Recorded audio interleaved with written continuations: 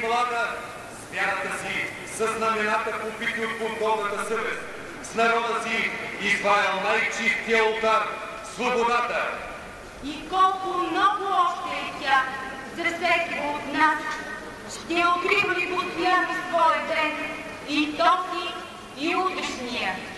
9 септември, ден на откровен разговор с партията, с народа, със себе си, които идват след нас.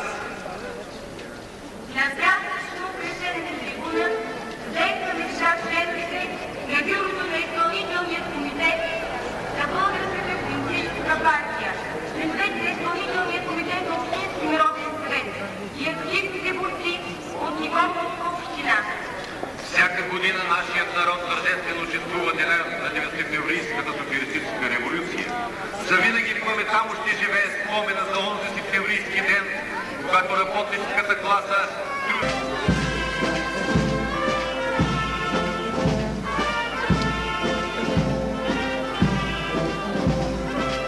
пред трибуната минават блока от национални и партийни знамена.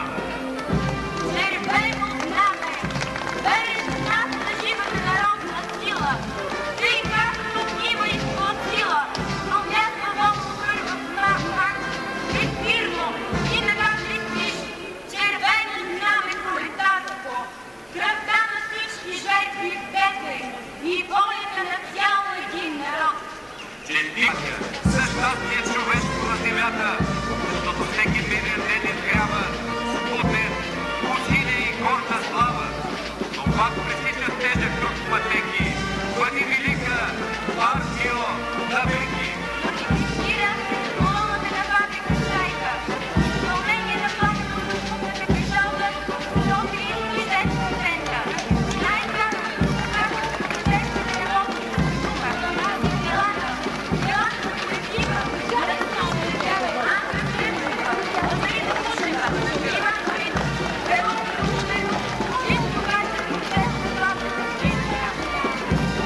Земя гореща, чини намери с история, с памет и с рани, с раздален лав, с пролетни гори, с духанни чужоливи поляни, където и да сме, близо и далеч, един и червон ти повярваш, пред истина твоята свита реч.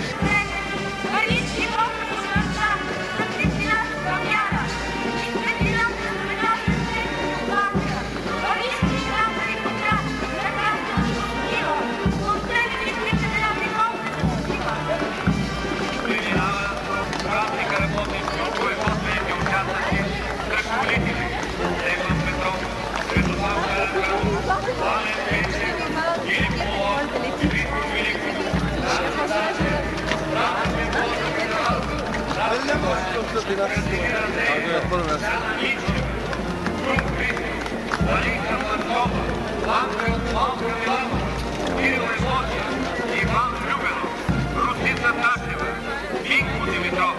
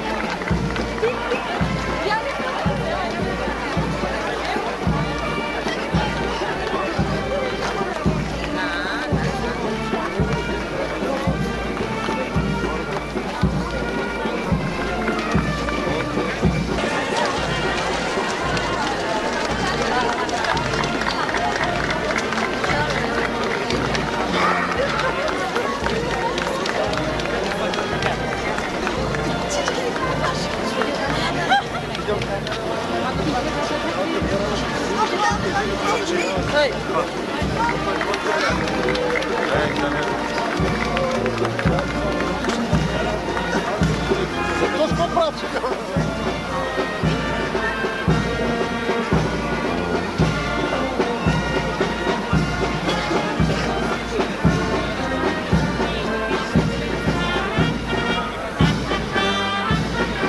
Признателно се отнасяме към работниците от Никополското горско стопанство.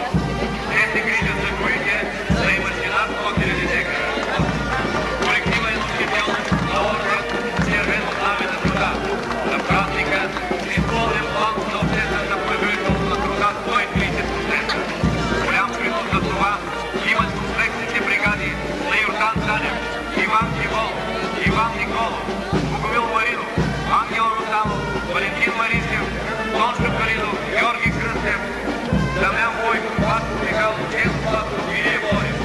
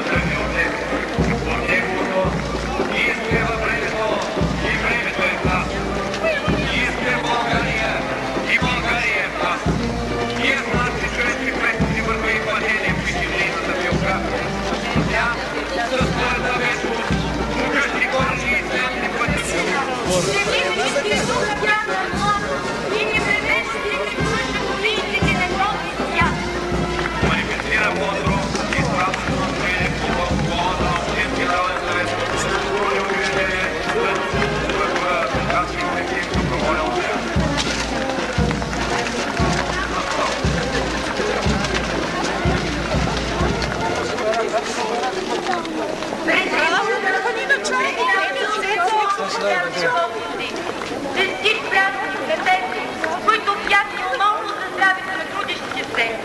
Техният девиз е всеки болен оздравял. Още един строител в телевизията за общество. Здраве работници, обещавайки културата на ревизитство. Цяла камера ти пък не гледа.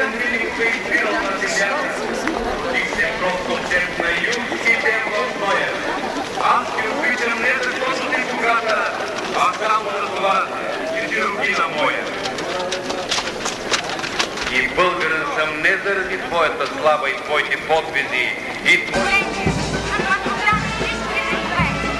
През трибуната преминава колективът на учебните заведения.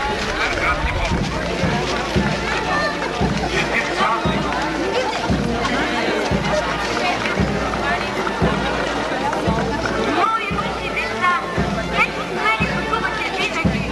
Всеки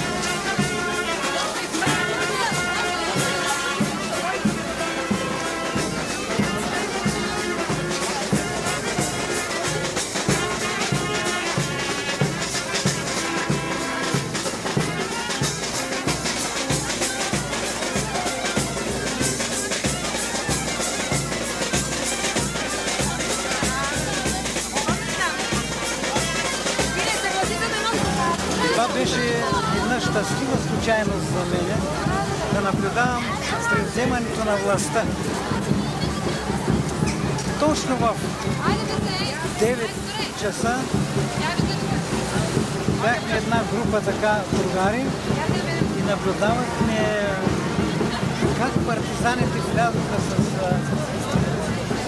камиони на групи и партизанките жени заемаха местата на полицаите, а полицаите бягаха и се криеха в тълпата. По това време една от партизанките вика: другари, идвайте на площада, каза, ще има митинг. През това време един възрастен другар прави опит да се качи пред гарата на един висок директор да качи едно червено знаме. Обаче не успя, аз понеже бях млад.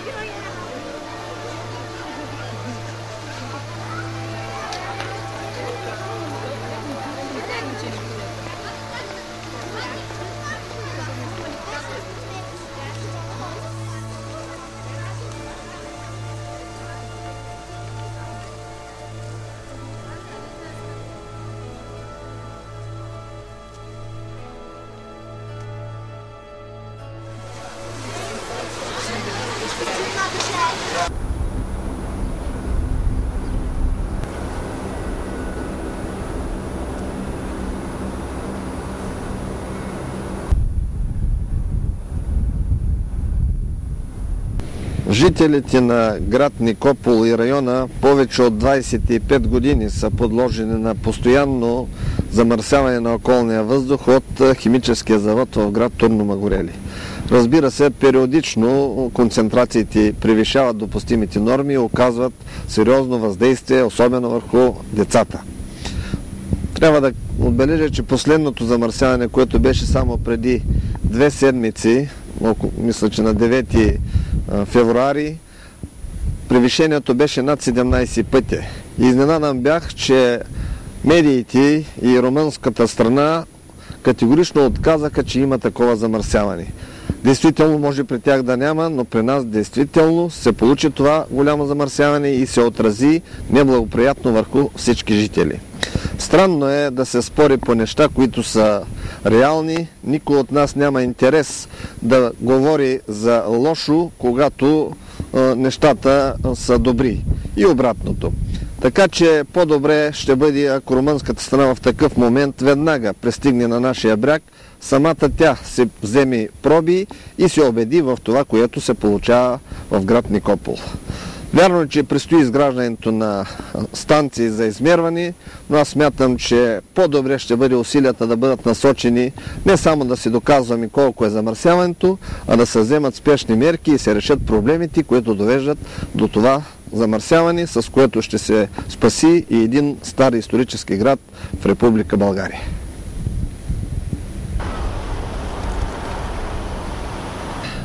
Наличието на високите концентрации на амоняк и серни окиси оказват изключително вредно влияние на децата и на хората, заболели с които имат заболяване на горните дихателни пътища.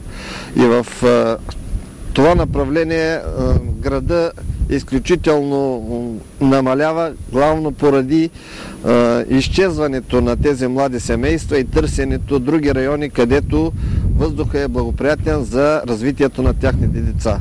Разбира се, това нас сериозно ни смущава, защото града застарява и по този начин активното население намалява.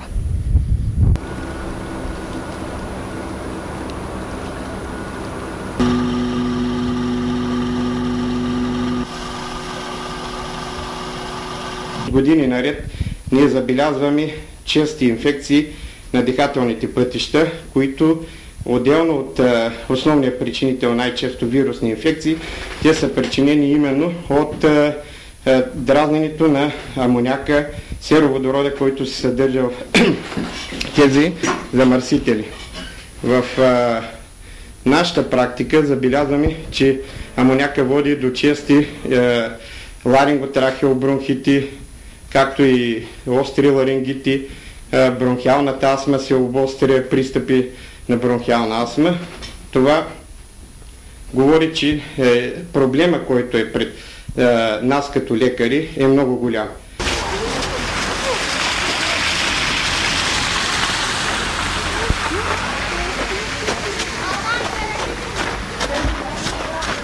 Значи, по принцип, обгазяванията в нашия град са едно често явление. Аз специално така имам поглед върху нещата, в смисъл такъв, че работя от 20 години в целодневно детско заведение номер 1 Щастливо детство град Никопол. И проблемът идва от там, че децата просто за деня, в който присъстват в детската градина, трябва по някакъв начин да бъдат обезопасени. В смисъл да не окаже влияние това върху тяхното здравословно състояние. Имало е случаи, когато такъв задушлив дим има от това обгазяване, че децата, ако евентуално са в двора и играят, трябва незабавно да се приберат по групите. И значи в хората и в тези млади майки, които те първо отглеждат децата си, се появява някакъв стрес, някаква паника от това как ще посрещнат техните деца тези обгазявания и какъв период ще мине, за да дойде следващото обгазяване. По принцип хората са така наплашени от тези периодични обгазявания в нашия град. Инак виждате, градът ни е хубав, приветлив, но това определено смущава хората.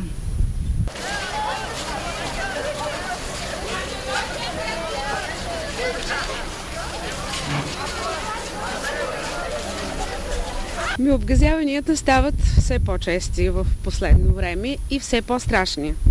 Значи, в момента, в който си мислим, че по-страшно от това не може да има, идва следващото, което е още по-страшно. Изпадаме в...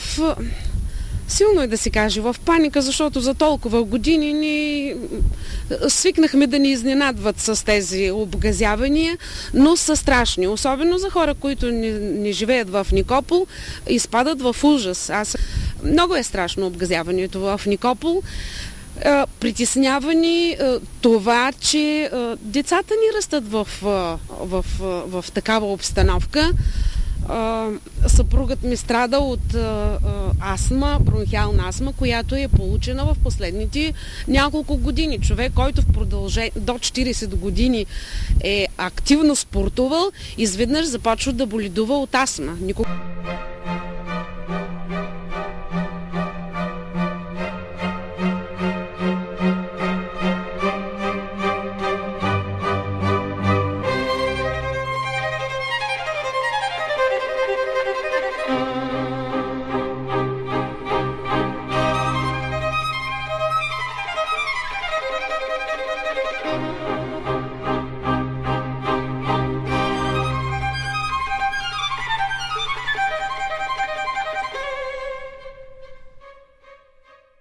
Уважаеми гости, дами и господа, позволете ми най-напред да приветствам от мое име и от името на гражданството на град Никопол с добре дошъл вице-президента на Република България, господин Ангел Марин, като същевременно изразя задоволството си, че традиционният празник на нашия град тази година е под патронажа именно на господин вице-президента.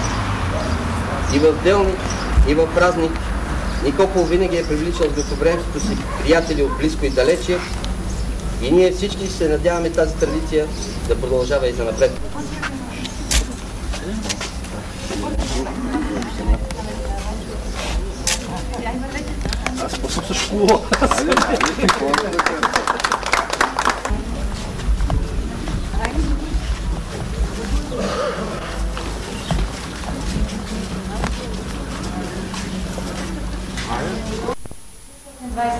Година византийският император Хераклий дава името на населището Никополис, град на победите.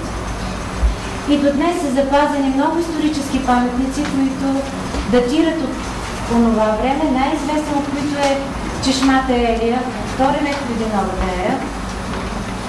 Освен това, Никопол познава не само победи, той познава и поражения, но през времето на Възраждането тук е имало над 20 000 жители, над 3800 къщи, много дюкяни.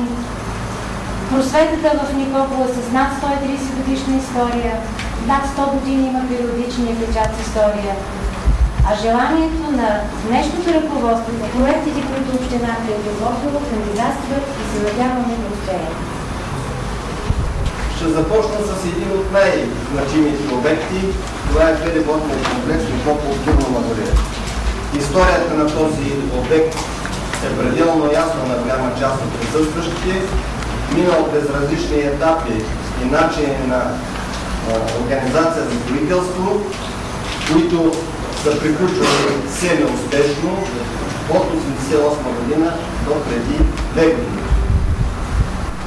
Благодарение на активната помощ и съдействие на областната управа, в лицето на областната управа, неговия заместник, нататък в нашите ръце е колкото по-бързо се умеем да проведем всички мероприятия, които се изискват по линия на програмата, проектирани, търгови и така нататък, за да може успешно в началото на следващата година да започне строителство и до края на 2004 година, ако и казва Господ, то да бъде приключено. Няма да се спирам тук на това какво значение има той за Никопол и региона. Аз смятам, че това ще бъде една нова врата, един стратегически пункт, който в геополитическо значение ще възстанови от древната история така наречения път на султан.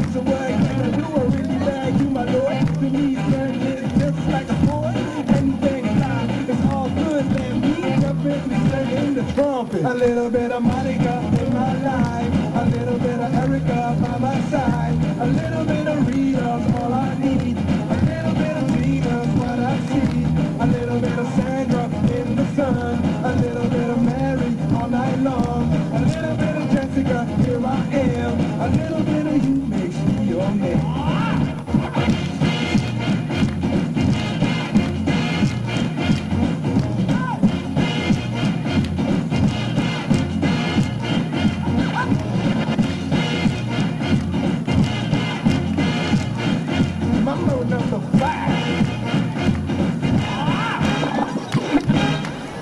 Jump up and down and move it all around. Shake your hands to the sound, put your hands on the ground. Take one step left and one step right. One to the front and one to the side. Clap your hands once and clap your hands twice. And if it looks like this, then you're doing it. A little bit of Monica in my life, a little bit of Erica by my side, a little bit of Rita's all I need, a little bit of Tina's what I see, a little bit of Sandra in the sun, a little bit of Mary all night long, a little bit of Jessica, here I am, a little bit of you makes me your man.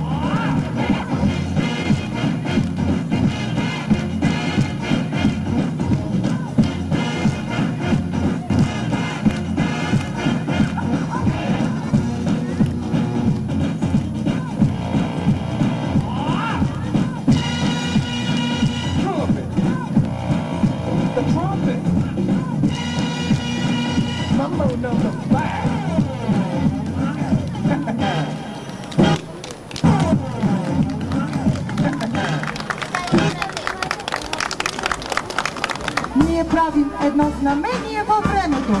Това знаме от тук нататък става един от най-важните символи на община Никопол. Ето го и него, бледо-синьо на цвят, с герба на Никопол. Това знаме е синьо и чисто като небето над нас, а също и ще бъде символ на честта и ще показва приемствеността между поколенията. Това знаме става част от историята на Никопол, обединяваща хората. И идеално се вписва като символ в девиза на града от традиция към съвременност.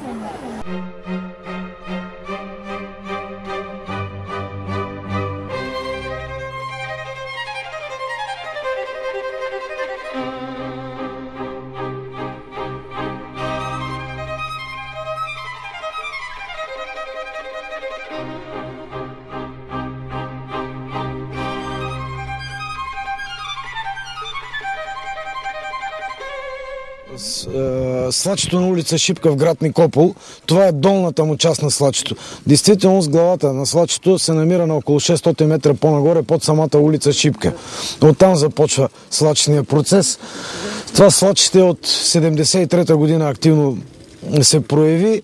След това имаше дълго години на затишие и тук от един месец започна много активно да се движи в резултат на насищането на почвата с вода. От продължителните поройни дъждове през лятото, и есента и от последните дни. Свлач се движи с повече от 4-5 метра в денонощие. Това е последния бараж, който вече и той се запълни и калните маси преливат през него. По-нагоре 25 метра има още един бараж, който вече е затиснат. Виждате къде са отцепи там. Почвата ето в момента пак пада. Точно там е втория бараж. На този етап само го наблюдаваме, имаме готовност да евакуираме тук хората, ако се наложи.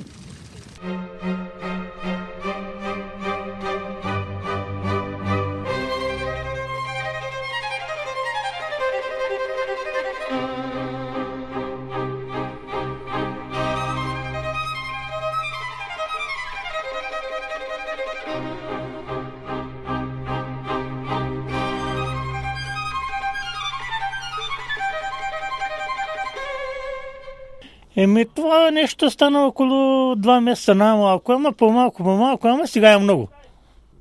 Когато вали? Не, и да не вали, пак се продължава такова, но много вода има. Отдолу?